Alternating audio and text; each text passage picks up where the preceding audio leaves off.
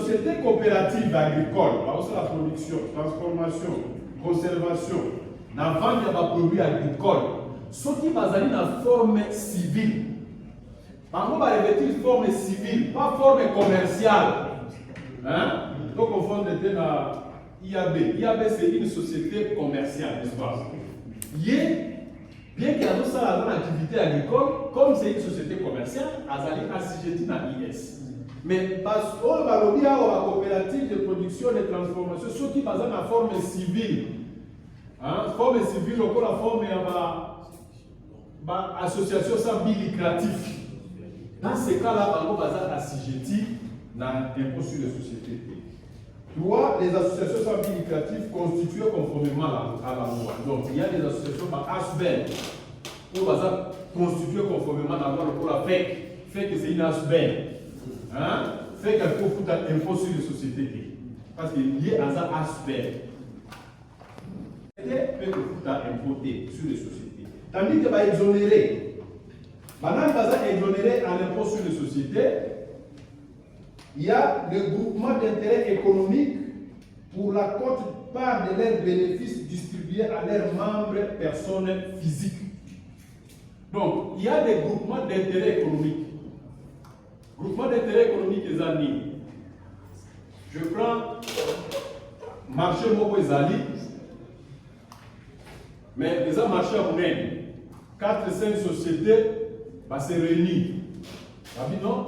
Biso tongito exécuter marché wana. Pourquoi les marchés à Mounene va créer un JE, groupement d'intérêt économique. Chaque société a sa société à part entière, à foutre un impôt sur les sociétés naïe, mais la société wana va s'engager pour exécuter marché moko. Donc, tango groupement d'intérêt économique, va sali bénéfice na bango. Nakati ya bénéfice, il y a des membres parmi Nakati ya regroupement, il y a des personnes physiques qui sont dans Nakati. Hein? Des personnes physiques qui sont dans Nakati. Bango peut pas une part de bénéfice na bango. Et outil na groupement d'intérêt économique wana. Donc on va récupérer la dividende. Partie à dividende wana, on va payer ma personne physique. Et qu'on a assujetti dans IST. Dividende wana, va imposer na IRPP. Ok? Yé à cause de l'impôt économique, voilà, et qu'on fouta, et qu'on déclare, et qu'on fouta impôt à la tête. Parce que la personne physique, et qu'on a foutu ça y est, impôt IRPP par rapport à part et à Zoa qui a bénéfice, on a JE. Le bénéfice qu'elle retire de l'exploitation de navires, d'aéronefs, de véhicules ou de tout autre moyen de transport dont elles sont et de passagers. Entreprise moko étrangère, et dans mon cas, il y a ma convention internationale où il s'agit de la convention que tout Canabino, où il va en transit, et pas un abisso, puisque nous avons fait impôt sur les sociétés. De même, Congo Kakolo Bako Keloko, il y a réciprocité, ça veut dire deux pays, Bayokali Bongo. Parce que dans la diplomatie, la règle, de la diplomatie, c'est la réciprocité.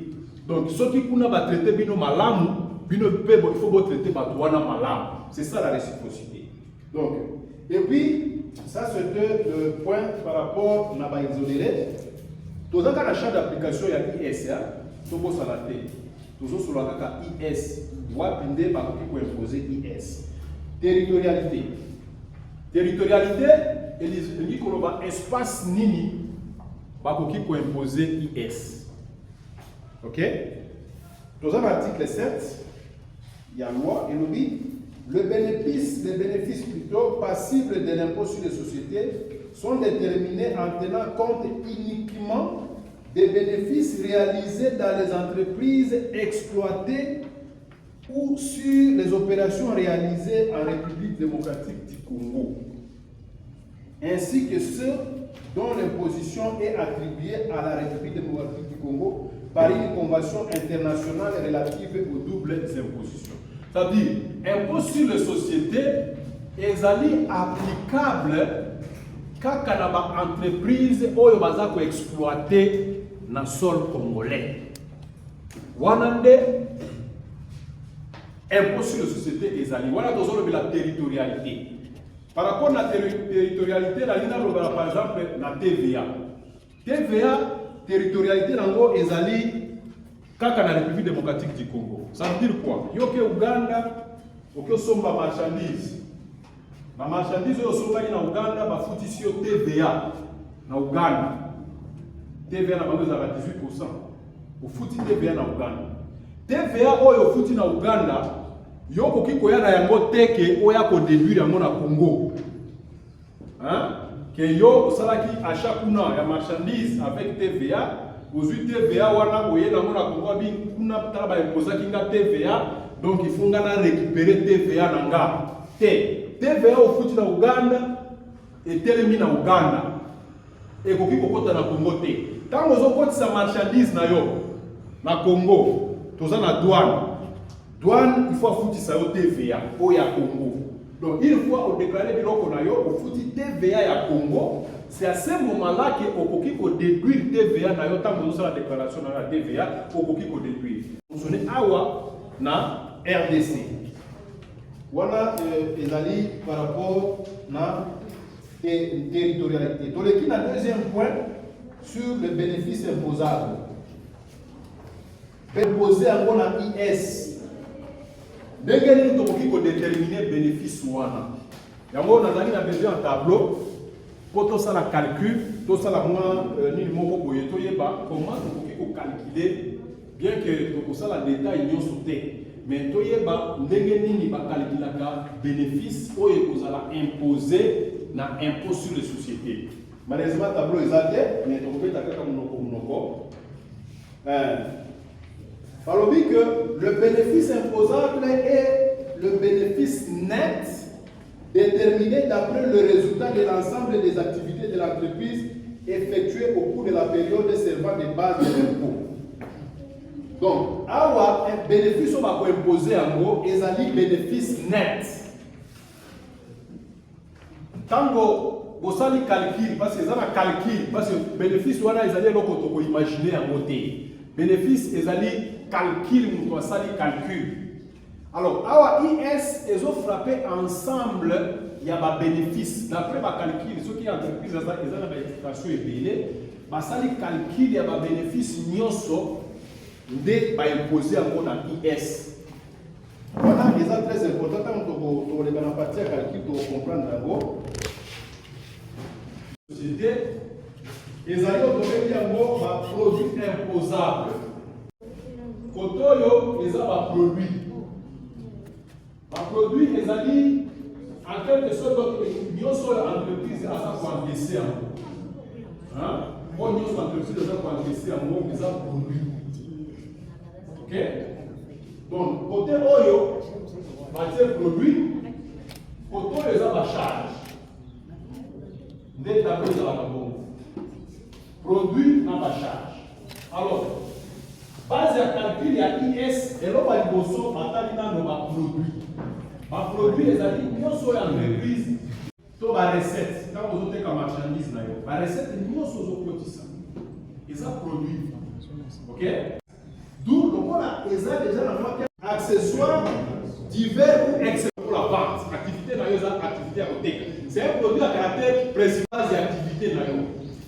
Et vous avez accessoires, vous savez déjà que vous avez mais divers ou exceptionnels. Exceptionnels, par exemple, vous avez dans la marchandise, mais vous avez un bénéfice fiscal et vous avez exactement bénéfice comptable. Bon, les alliés, mingi comme ça, ce sont des comptables, des experts comptables. Il y a une différence. On a la formation, nous avons fait par élément. Il y a génération. Quand il y a détermination, il y a parce que l'État a considéré c'est le résultat fiscal. Il y a des comptables, on a pris exemple. Il y a des choses, par exemple, comme Moussou yo sali, au sali don. Don na yo, ok, au tala ba qui ok de ça là. Et ça volonté na bino, il y a société. Donc, on a bien nous ça là-dedans. Bien sûr, quand vous calculez le bénéfice, vous avez associé à la beauté. Vous comprenez? Donc, on a pour réintégrer ma charge de sous. L'État a dit que les gens éligibles pour la côté il perd ou bien IRPP, il faut charge de reconnaître la montée, en zone ici à mon bénéfice. Voilà les amis charges à l'immotion. Charge à mi-balai, société, au foot à Kalokuzana, l'occasion au foot à Kawana, ça fait partie des charges et entreprises. Tozali na ba frais de transport, ba frais d'assurance, ba courtage, ba entretien, na ba commission. Ezali ba charge. Mais ba condition ba charge total ki wana, il faut charge nyonso. Pour l'État andi mayango que eza charge, il faut ezala na justificatif.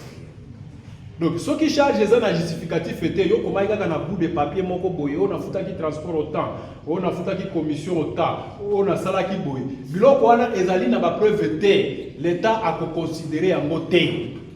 A komona que non eza ba charge muto inventé na marque na ye, d'où a accepter ko déduire yango na ba produit na yo té azongisi yango kuna na bénéfice parce que souci à l'État bénéfice ezala mingi po impôt pezala ezala mingi. Ça pour perdre de valeur na yango. Ndako lokola oyo et perdre la valeur. Hein? Alors, perdre la valeur wana la comptabilité va faire un bon amortissement.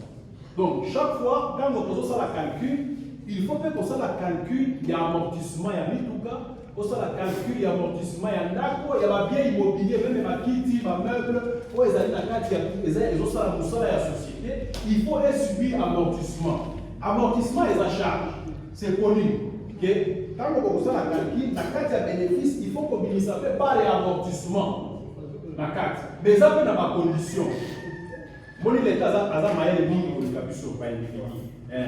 Alors, les amortissements des immobilisations servant à l'exercice de l'activité, ainsi que ceux des immobilisations données en location par une institution de crédit bail agréée par la Banque centrale du Congo, sont déductibles du bénéfice imposable aux conditions suivantes. La condition d'amortissement.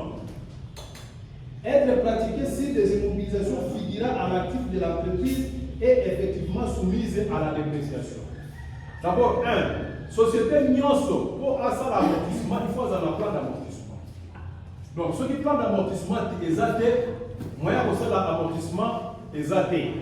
C'est ainsi que actif ou évolué pour ça la loi d'amortissement n'a.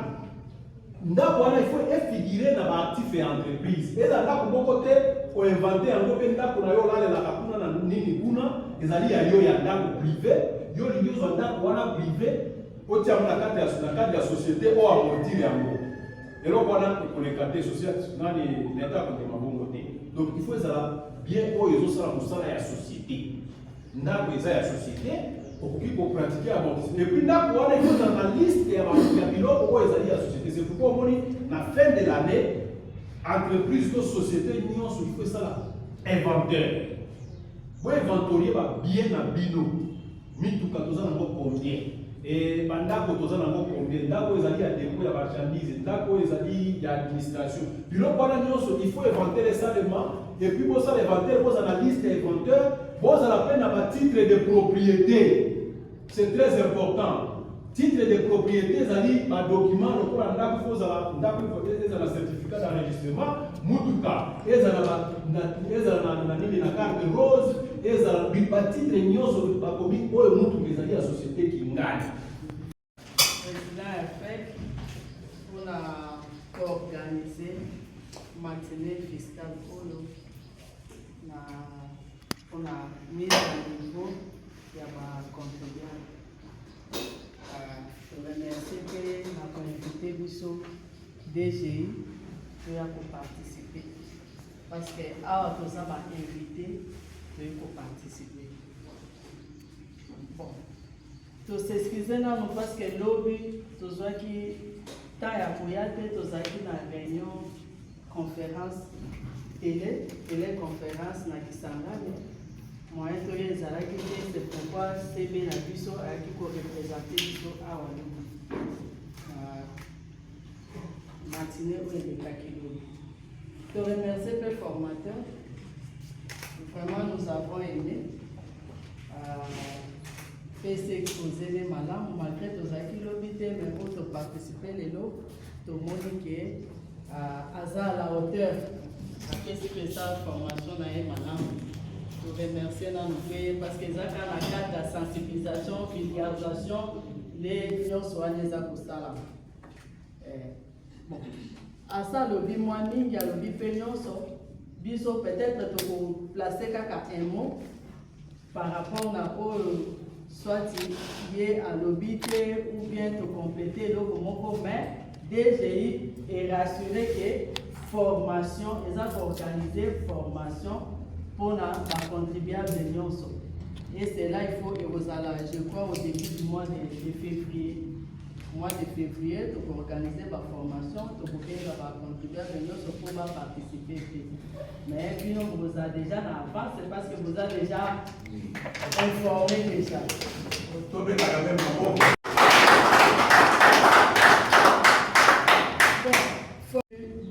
RPP à l'Obac à Molobi, tous à quitter, de l'eau à l'Obici, l'IRES.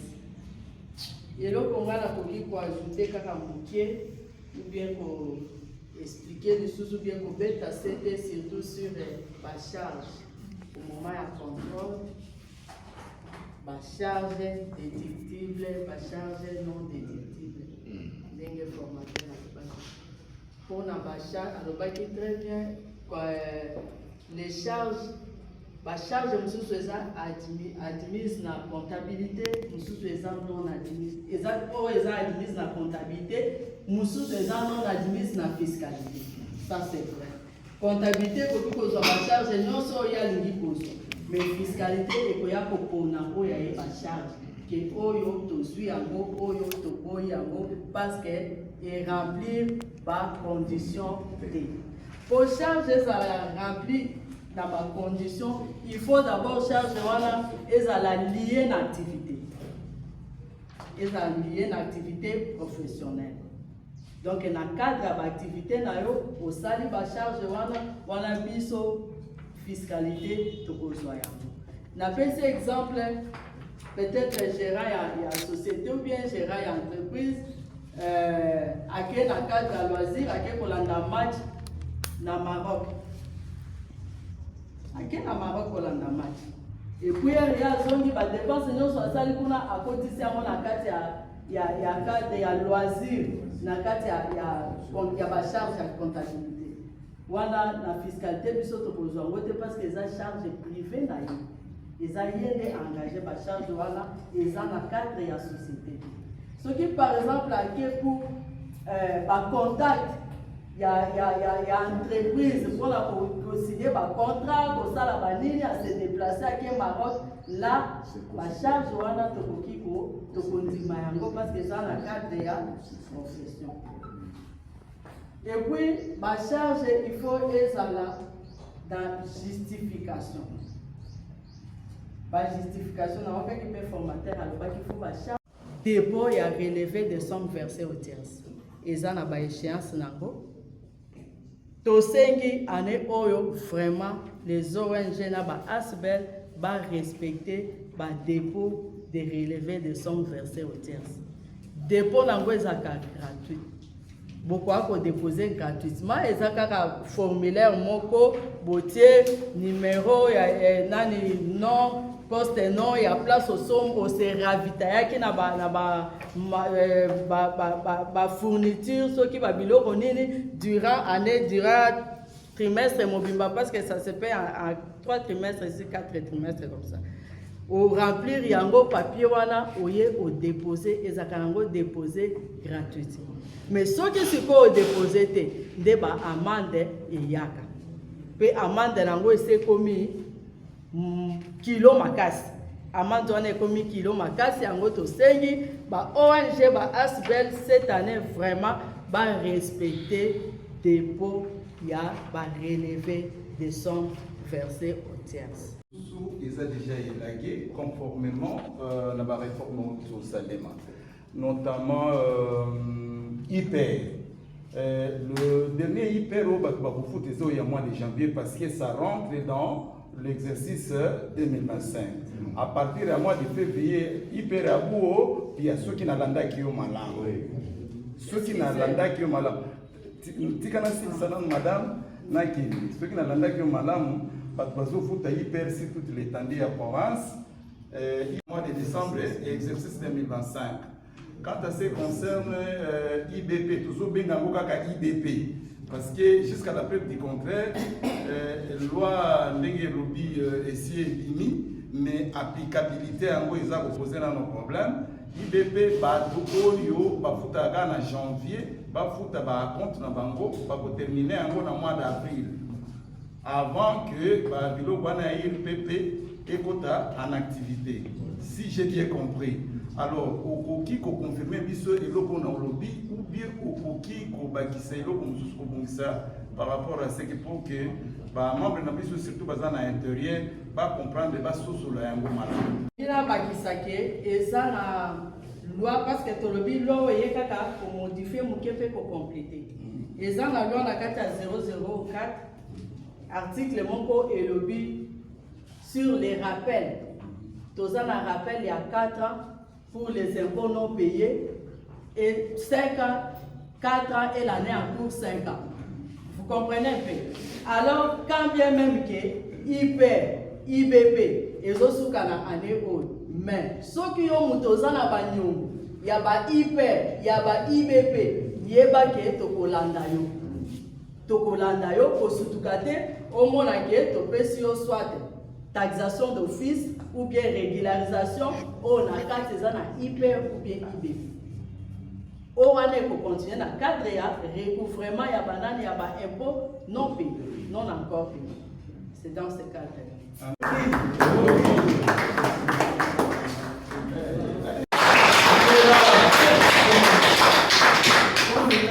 Un peu que le formateur nous aide encore. Hier, il avait un peu survolé sur ça, mais je voulais qu'il puisse nous faire ça avec précision.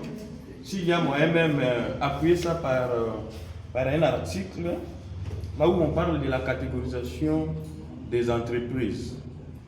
Quand est-ce qu'une entreprise peut être appelée micro, petite ou grande entreprise? Alors, s'il y a vraiment en fait un soubassement, oui, c'est ça par rapport au chiffre d'affaires. Alors, s'il y a un soubassement par rapport à ça, si le formateur peut nous aider, ça sera vraiment intéressant. Et la deuxième préoccupation, le formateur a parlé de... Là, je n'ai pas bien différencié. Quand est-ce qu'on paye 1% un bénéfice ou 750 000 francs. Et la DG aussi va nous aider, si c'est encore 750 000 francs ou c'est déjà revu à la baisse ou bien à la hausse. Comme ça, la DG peut aussi nous aider avec des précisions par rapport à ça. Alors, autre question, c'était adressée à la DGI. On avait, pendant la campagne agricole, il y avait beaucoup de fournisseurs, c'est toute l'étendue du pays. Alors, parmi les fournisseurs, il y avait aussi des aspects.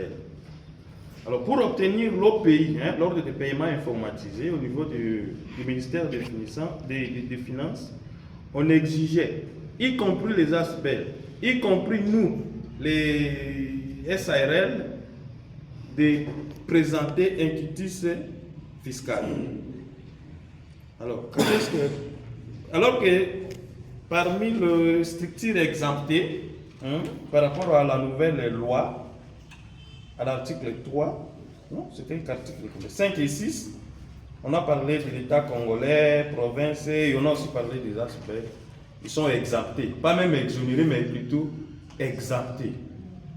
Alors, on avait exigé des quitus fiscales, je n'avais pas bien compris c'était pourquoi. Et la dernière préoccupation, les 30% sur les bénéfices. Bon, je sais qu'on ne peut pas modifier ça ici dans cette salle, mais c'est quand même beaucoup, non? Oui, c'est quand même beaucoup. Imaginez une entreprise où nous sommes 5 associés, par exemple. Nous sommes 5 associés, seul l'État, sur les 100% des bénéfices qu'on devrait en fait partager, nous sommes 5 associés. l'État seul récupère 30%. Et nous, les 5 restants, nous partageons les 70%. Ça ne va pas quand même. Et dans les 70%, c'est que moi j'obtiens, il y a encore. Est-ce que ça va? Est-ce que là, ça ne va pas quand même. Je ne sais pas comment est-ce que vous pouvez faire. Je sais que les lois ne sont pas élaborées au hasard. Hein. C'est par rapport aux différentes recommandations. Hein, comme ça. Si vous pouvez vraiment plaider pour nous, 30% c'est beaucoup. 30% c'est beaucoup. Et c'est comme ça qu'il n'y a pas l'honnêteté aussi. Hein. Il n'y a pas moyen que les opérateurs économiques vous présentent vraiment les vrais chiffres. Hein. Parce que là, c'est comme si l'État est en train d'aider la population ou bien les opérateurs économiques à mentir. Avec M. Samuel, je vais poser une question par rapport à la réforme. Pourquoi cette réforme ne concerne pas les impôts provinciaux? Et en fait, la raison ici, à mon niveau, je ne saurais pas vous les donner. Pourquoi pas au niveau des provinces? Parce que la réforme, c'est initié par le gouvernement. Okay? C'est le gouvernement qui initie les réformes. Et ici, nous sommes dans le domaine du gouvernement central. Okay? Et cette réforme a été initiée par le gouvernement, par le ministère des Finances du gouvernement central. Parce que le ministère des Finances du gouvernement central n'a rien à voir avec les impôts provinciaux. Vous comprenez un peu? C'est pas à quel niveau, au niveau du Parlement, si cette réforme peut être initiée au niveau du Parlement, quelque part là-bas, mais au niveau des provinces, il n'y a pas de réforme. Parce que les provinces, les impôts provinciaux sont régis par les édits provinciaux. Et s'il y a des réformes au niveau des édits provinciaux, peut-être à ce niveau-là, ça peut se faire, mais pour nationaux. Vous voyez, ce sont ces impôts qui sont concernés par cette réforme, entre autres, l'impôt sur les sociétés et l'impôt sur le revenu des personnes physiques. La loi est impersonnelle. Vous comprenez? La loi est impersonnelle. Et la loi s'applique à tout le monde. L'article 56 de la loi 23053, c'est à 30% du bénéfice net imposable. Dire Alex, c'est ce que disent les... C'est ça. L'impôt est du domaine de la loi. La loi est fixée à 30%. On ne discute pas. Là, on ne discute pas. Vous discutez, c'est vous-même qui serez pénalisé. Et ici, donc, la séance d'aujourd'hui, nous sommes vraiment incompétents pour discuter sur un taux fixé par la loi. Donc, comprenez que le taux de l'impôt sur les sociétés est de 30%. On se limite là-bas. On ne discute pas. Il n'y a même pas un débat là-dessus. Parce que le débat a déjà été fait au niveau du Parlement. Le président a promulgué la loi. Une fois la loi promulguée, là, il n'y a plus de discussion. Ça devient une loi. C'est l'exécution maintenant. Donc, sur les sociétés est à 30%. Mais ce Blaise est revenu là-dessus, c'est beaucoup qu'on sort. Moi, je ne peux pas là vous dire que non, c'est beaucoup, ce n'est pas beaucoup. D'abord, ce que vous devez comprendre, c'est quoi? Les résultats avant impôt, votre bénéfice net, c'est avant d'appliquer, c'est après d'avoir appliqué l'impôt que vous, les associés, vous allez vous distribuer. Ils allaient engager. Oh, bah, ben, un tuto personnel. Donc, les loyaux, Moutou, Congolais, il faut au sentir impôt. Dengo futaka impôt, au sentir sensibilité à impôt. Et ça, c'est pour les commerçants. Même nos travailleurs, bango baza ba commerçants, mais baza soumis à IRPP. Et là, quand liboso na ina loba boy, IRPP, to confondre yango te. Tango zo futa IRPP pour na travailleur na yo, parce que yo loko retenir yango à la source. Tozo na malamu. Tango yo zo retenir IRPP pour na personnel na yo, eza impôt yo nozo futa te. Ezali impôt personnel na yo, travailleur na yo, nde aza ko futa impôt wana. Ça vous devez le savoir. Alors, IRPP ezali IRPP ezali impôt sur le revenu de personnes physiques. ezali ko frapper nini? Impôt ezali ko frapper ba revenu o ba bengi yango ba revenu catégoriel. Ba revenu catégoriel ya ba personne physique. Nde impôt wana ezo frapper. Ça veut dire impôt wana ezali impôt ezo frapper revenu net, mais revenu wana ezali composé na ba revenu moko ba bengi yango ba revenu catégoriel. Eloko nini to bengi revenu catégoriel? Oyo eza kokota na kati ya calcul ya IRPP. Premier revenu catégoriel oyo ezokota na kati ya calcul ya IRPP ezali ba revenu salariaux. Ba salaire. Oyo liboso ezalaki kofuta hyper. Elobi te ke hyper elonge salaire ekofuta lisusu impôt te. Salaire ekofuta impôt. Ba salaire nyonso eza catégorie ya liboso oya kofuta IRPP. Tolobi ke impôt IRPP eza impôt ezo frapper revenu ya personne physique. Mais revenu à personne physique est constitué dans plusieurs revenus na kati. Oto bengi yango ba revenu catégoriel. Maintenant, quels sont les revenus catégoriels? Oyo ekofuta IRPP. Et loko liboso, et revenu à liboso ezali ba salaire, ba revenu catégoriel. Ekofuta IRPP ezali o bebe yango ba revenu ya ba capitaux mobiliers. Nazongela ki makamba ba revenu ba capitaux mobiliers awa. Ba revenu ba capitaux mobiliers ezali soit ba part sociale, soit ba action, soit ba obligation oyo personne physique aza kozwa yango. Ozali personne physique mais ozali associé na société moko quelque part. Tango ba kofuta dividende par rapport na part na yo, dividende wana ekoti na kati na revenu na yo. Lokola ekoti na kati ya revenu na yo, il faut efuta IRPP. Ou eza ba revenu ya ba capitaux mobiliers, ezali ebele pour tango ezate. Qui proposé concernant IPR et IBP. Basi basalisi yango ekomi eloko moko oyo babengi IRPP. Alors, naza na entreprise na nga muke, nayebi ke no IPR naza kofuta autant. IBP naza kofuta autant. Na sali calcul yango ke kolobake no par an, soit par mois, naza kopesa 1 million de francs. Alors, le fait que bati yango esika moko, 1 million wana eko changer ou bien eko diminuer ou bien comment? Je vois que je pense que tout le monde a compris. Oui, merci beaucoup. La question, c'est beaucoup plus à la partie RPP. Le formateur nous a parlé de si par exemple les IRPP pour les salariés, s'il fallait que ça soit réduit, il fallait que les employeurs tiennent aussi compte des CNSS, mais aussi des charges personnelles. La partie là où comment est-ce qu'on fait les calculs, c'est qui pose un peu de problème.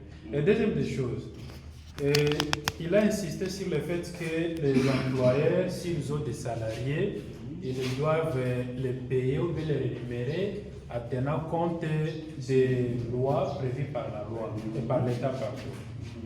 Mais je suis en train de me poser la question, comme nous autres ici nous sommes des salariés, est-ce qu'à long terme, est-ce qu'on n'aura pas de conflit avec nos employeurs? Parce qu'ils vont commencer à voir que non, les montants, les salaires qu'ils vous payent maintenant, par rapport à ce que l'État exige, l'État impose, ça semble être beaucoup trop. Alors là, on sera obligé d'évacuer un bon nombre de salariés. Alors où est-ce qu'ils seront déversés? Voilà. Merci. Je crois que la seconde a été une préoccupation. C'est tout par rapport aux réformes. Hein? Ok. Première question, par rapport au problème avec le calcul. N'est-ce pas? C'est lié au calcul. Le calcul à IRPP de ma salarié. C'est ça, non? Oui. On appelle ça qui déjà, malheureusement, on n'a pas qui a les impôts. L'impôt, nous tous ceux qui ont allé entreprises de petite taille ou grande ou moyenne entreprise. Tranche 1 par rapport à IRPP et à salarié. Il y a un barème progressif. barème progressif et lobby que moto ceux qui ont un salaire de 0 à 1 944, ça c'est annuel, ok, salaire annuel à 1 944 000, à Kofuta IRPP il y a 3%, ok, il y a que tranche wana il y a 1 944 000 par 12, ils ont fait ça 162 000, ça veut dire que travailleur na yo, ceux qui ont un salaire de 0 à 162 000, impôt na ye, IRPP na ye, ezali 4 860 francs congolais. Ça c'est le calcul normal. Maintenant, il y a qui poser problème, il y a la loi sur le SMIC.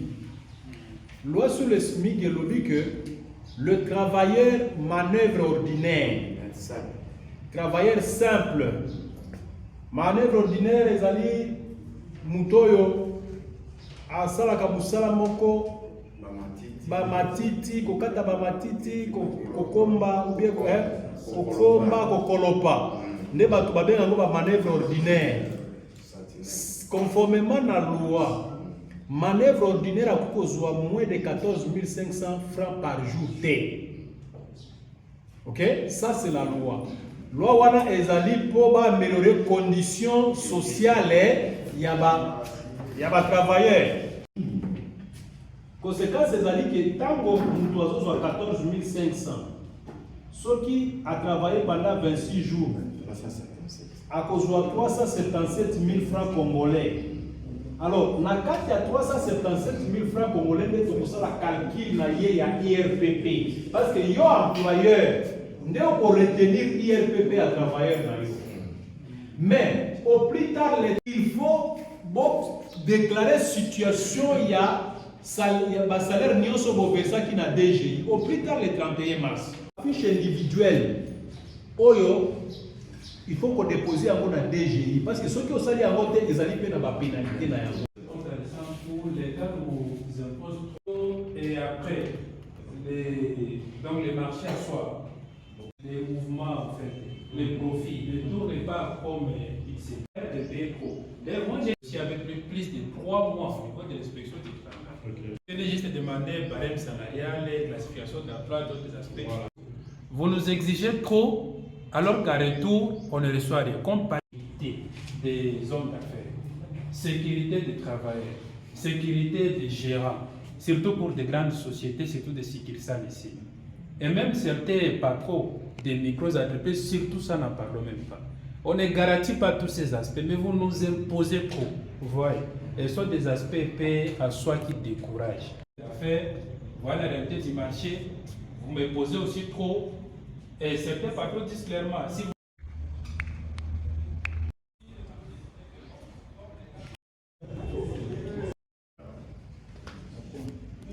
La DGI, Kolanda na maloba formateur, il fallait tout collaborer na DGI, opérateur économique. Mais ils ont tout na ina tout na yo. Est-ce que le territoire à Wamba DGI est scindé tout? Et alors, tozali na marque ya chef d'antenne na FT Bobenga enani. Chef d'antenne a abandonné vraiment territoire. Donc, na ko ba secrétaire na komi na ba carrière. Ça c'est vraiment administratif. Alors, tozali ko sentir nini gestion ya DGI par procuration. On a vraiment dit parce que ça a un problème autorisé qu'on échanger même na chef d'antenne Azalate. Azalate n'a ici année passée à l'écart qui une seule fois l'écart ils sont dans chef moi va donner oui tout le temps d'ailleurs maintenant on a marché on fait ça plein toi mais service les alliés pour exister pour collaborer comment est-ce que tu allez abandonner est-ce que vous tiez pour n'avoir intérêt na bino na bureau ton parce que dans la carrière on est dans le parce que l'état où azali wana ba échange ya boye tokosala ezala par téléphone tel sala boye bureau etika apuleli na ete bureau bolekaka soki mona mpe eta bureau ezala ata lelo okomi okuta bureau ezali koexiste te mais à propos ya mbongo nini tout ça précieuse. Il y a une préoccupation, on a présenté vraiment, il parle président ya FEC ya territoire ya Wamba. Oui, naeki na Joseph Basisolo. C'est pour vous dire que, en tout cas, Mouto et Sengeli azala na bango permanent azala qualité. Ba community ba orphelin. Est-ce que bino ba konsibo yebi yango to boyebi yango te? Ceux qui boyebi yango, bo rappeler nano ndeko na biso partenaire na biso wana à l'ordre atala na makambo musana puisque makambo azo sala ngo un peu en particulier. Je ne pense pas qu'il est composé pour la bino problème. Silence s'il vous plaît, silence. Makambo hyper. Peut-être échappaki ngai mwa moke na niveau ya modalité liboso tozalaki kofuta hyper chaque les 15 avant les 15 esengeli moto déjà a libéré hyper na ye.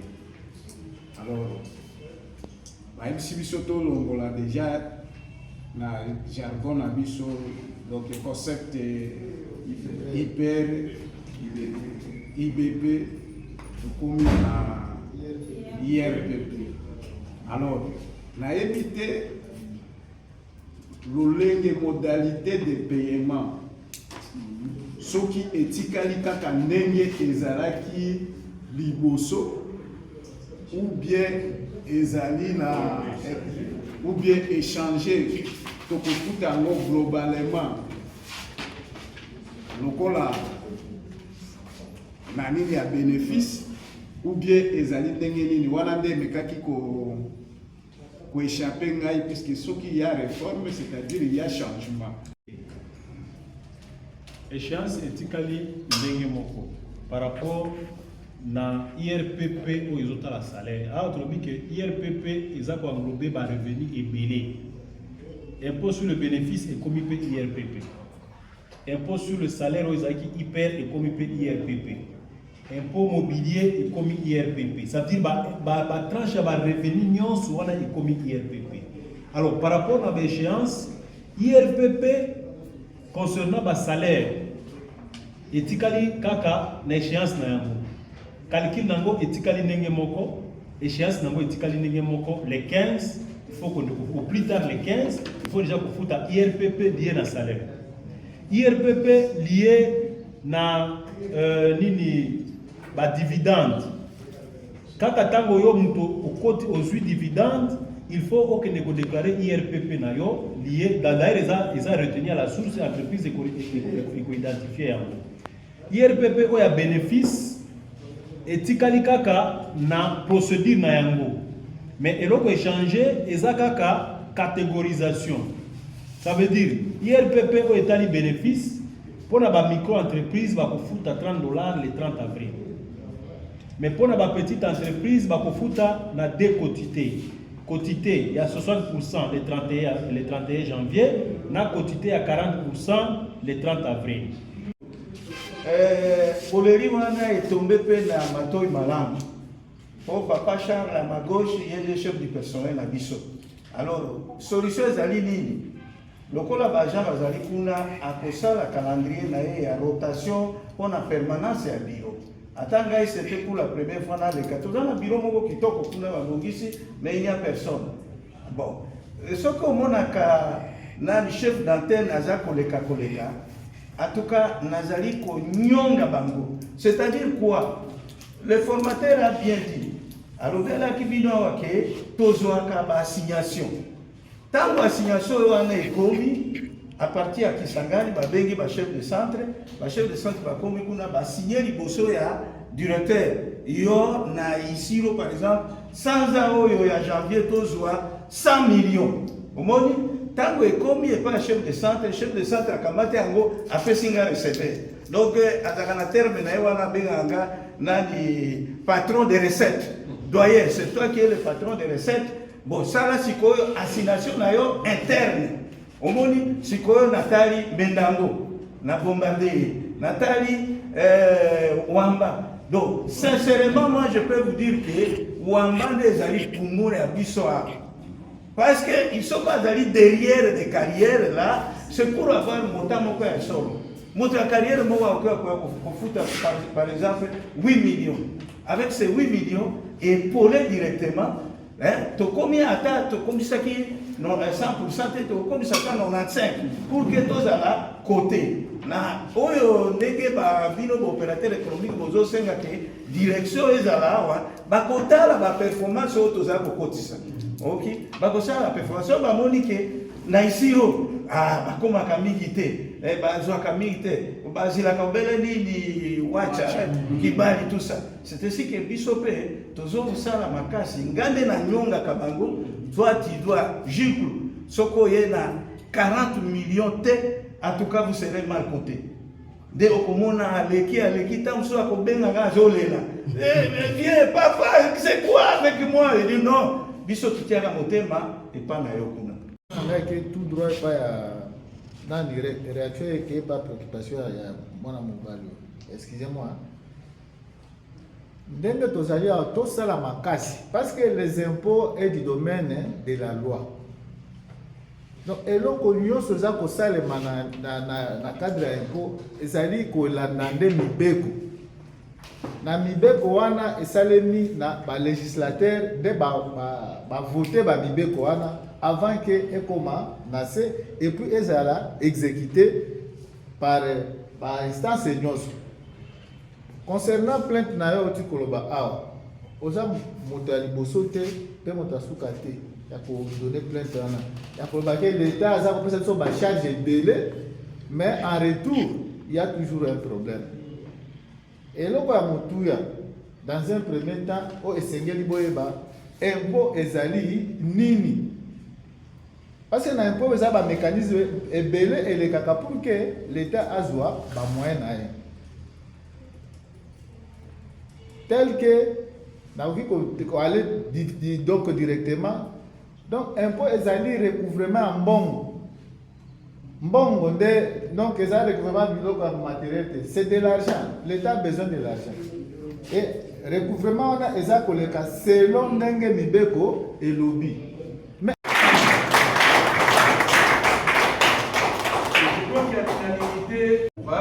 peut-être très prochainement donc vous allez avoir des thématiques oyo et concerner nos opérateurs économiques donc benga ba formateur ba ko uta Lubumbashi okota peut-être na ba pays africains oyo ezali pembeni pays zinga même na Europe toko benga la bino bango mais boye ba bien qui to ba ko endosser responsabilité na biso pour to benga ka ba formateur wana alors na moni milulu na biso esuki avant que to sukela to kopesa maloba na président pour la moyen de clôture il y a milulu na biso oyo tosali yango pendant 48 heures.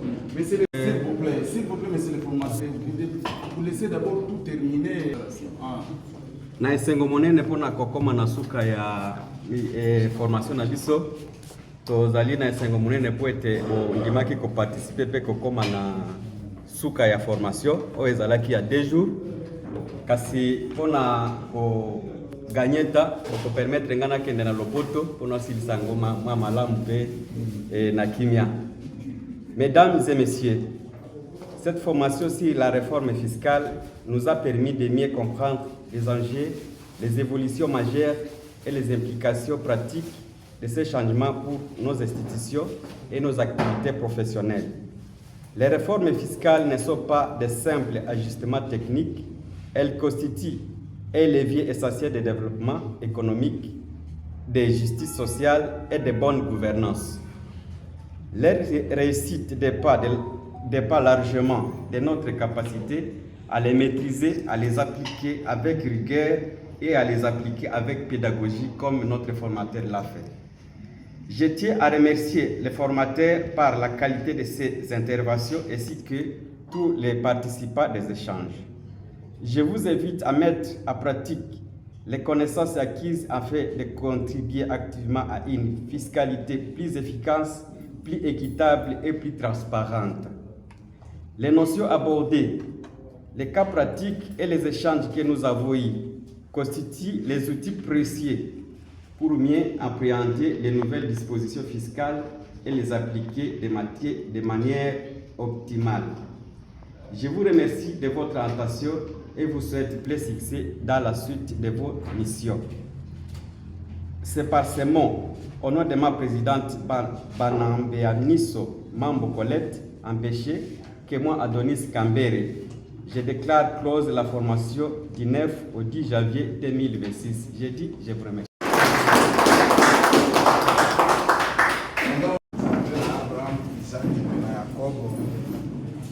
Nzambe na basakoli mpe na batoma tokumisi kombo na yo po tobengaki yo ozala elongo moko na biso na kati na sianse oyo tokomeli na suka na kati na kimia tolobi kombo na yo ezwa lokumu.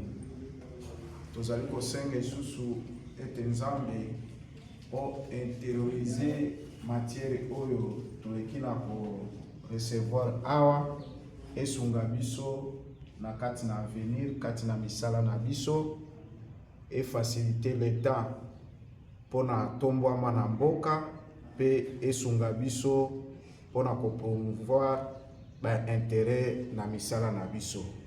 Merci po okozonga na moko na kombo na Yesu Kristo. Amen. Amen.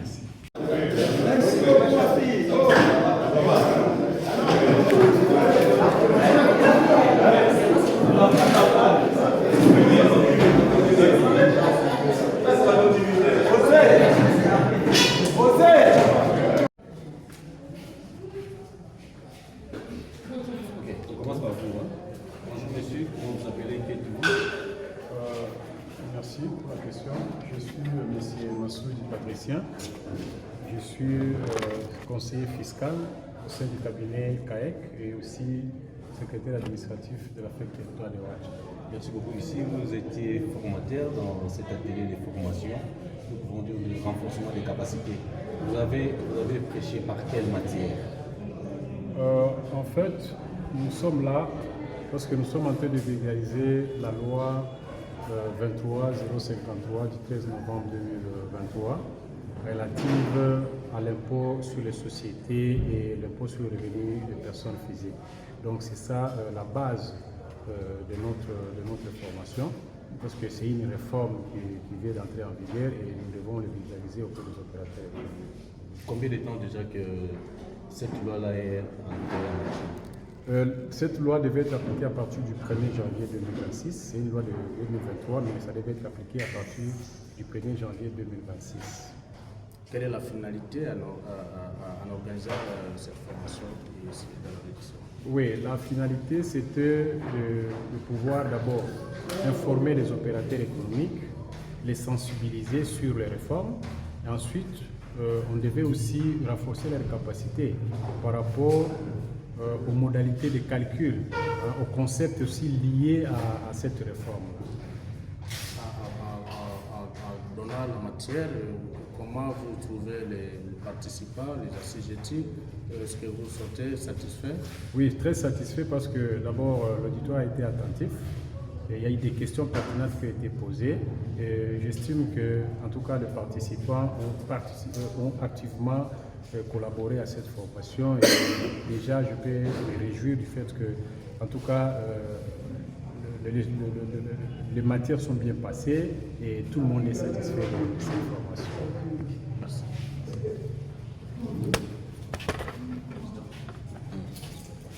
Une petite présentation. Oui, je m'appelle Adonis Kambere, vice-président de la FEC Haute-Velay. Vice-président de la FEC Haute-Velay. Quelle est la politique que la FEC Haute-Velay a mise en place pour les assujettis ici à Isiro, à Ouadja, Dongo, pour l'année 2026?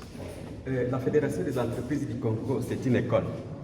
Et comme nous disons que c'est une école, il faut que ceux qui sont membres de la fédération puissent être formés pour tout ce qui est comme loi, pour tout ce qui est comme réforme concernant la fiscalité, comme les taxes. Nous appelons les formateurs pour venir donner la matière à nos membres pour qu'ils puissent être au même niveau. En donnant cette formation, vous pensez que ça va apporter un changement dans la démarche de la FEC Haute-Velay? Nécessairement, le changement sera là parce que les opérateurs économiques qui sont membres de la Fédération des entreprises du Congo, ils vont payer leurs impôts en connaissant comment les calculer et à quelle échéance il faut les payer. À votre qualité de président, avez-vous un message à cette occasion à lancer à vos assujettis parce qu'on espère que tous n'étaient pas là. Oui, pour les assujettis qui n'ont pas été présents en séjour ou au rendez-vous, nous leur disons que prochainement, quand nous allons organiser notre formation, qu'ils puissent en profiter, venir apprendre et être au même niveau que les autres. Comme l'Afrique de Kinshasa organise des formations du jour au jour, nous voulons prendre la même exemple que nous puissions former les opérateurs économiques du Haut-Toué. Un message à l'Ingala peut-être. Sengo munene touti kolanda formation ya fiscalité ya réforme fiscale awa na FEC Haut-Toué. Tozali na esengo monene po ete bapesi biso mateya oyo ezali kolakisa ndenge nini tokofuta pako na mbula ya 2026 ndipo na yango tozali kobenga baoyo bayaki te ekolo mosusu soki tozali koorganize baformation lolenge oyo bazanga te baya kolanda mateya po ete esengelaka moto afuta pako na yebi ndenge efutamaka ezala te keno moto aleta ndi azo explike makambo oyo ayebi te.